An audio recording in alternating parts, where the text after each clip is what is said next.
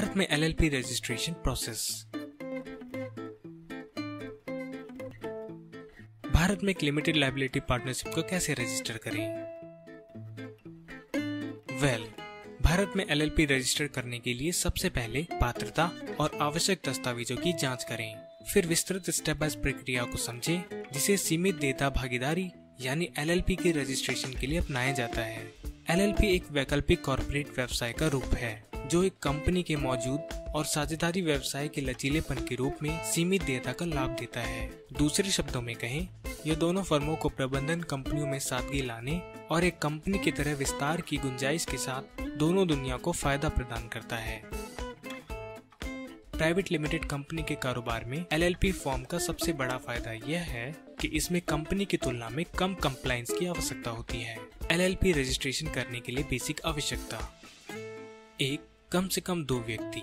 एक एलएलपी कम से कम 2 पार्टनरों द्वारा शुरू किया जा सकता है, हालांकि पार्टनरों की अधिकतम संख्या की कोई सीमा नहीं है। 2. न्यूनतम पूंजी: 10,000 रुपए की न्यूनतम पूंजी जिसके साथ एक एलएलपी का इनकॉर्पोरेशन किया जा सकता है, हालांकि इसकी कोई ऊपरी सीमा नहीं है। 3.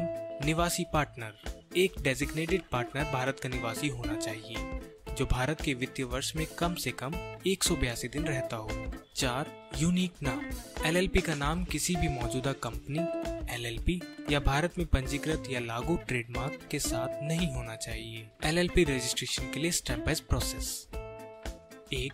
डिजिटल सिग्नेचर सर्टिफिकेट: जैसा कि एलएलपी रजिस्ट्रेशन के लिए आवेदन ऑनलाइन दायर किया जाता है, यह प्रक्रिया सभी डेजिग्नेटेड पार्टनर और पार्टनरों के लिए क्लास 2 में डिजिटल सिग्नेचर जारी करने के साथ शुरू होता है। 2. एलएलपी के लिए नाम अप्रूवल: पहला कदम एलएलपी नाम के रजिस्ट्रेशन के लिए रन एलएलपी के रूप में एक आवेदन दायर करना होता है। प्रस्तावित नाम अद्वितीय होना चाहिए और मौजूदा व्यवसाय नाम या ट्रेडमार्क के समान या उससे मिलता जुलता नहीं होना चाहिए। 3. एलएलपी इनकॉर्पोरेशन फाइलिंग: एलएलपी नाम की मंजूरी के बाद इसके पंजीकरण के लिए एक आवेदन फॉर्म फिलिप में आरओसी को पार्टनरों के दस्तावेजों और रजिस्टर्ड एड्रेस के साथ दर्ज किया जाता है। अनुमोदन पर एलएलपी निगमन प्रमाण पत्र जारी किया जाता है। 4. एलएलपी एग्रीमेंट फाइलिंग: एलएलपी के पंजीकरण के बाद पार्टनरों को राज्य के अनुसार उचित मूल्य के स्टैम्प पेपर पर एक वैध समझौते में प्रवेश करने की आवश्यकता होती है। एलएलपी समझौता तब आरओसी के साथ निर्धारित प्रपत्र 3 में 30 दिनों के भीतर दायर किया जाता है। एलएलपी से संबंधित और अधिक जानकारी और हमारी लीगल एक्सपर्ट से बात करने के लिए लॉगिन करें हमारी वेबसाइट www.setindiabiz.com पर।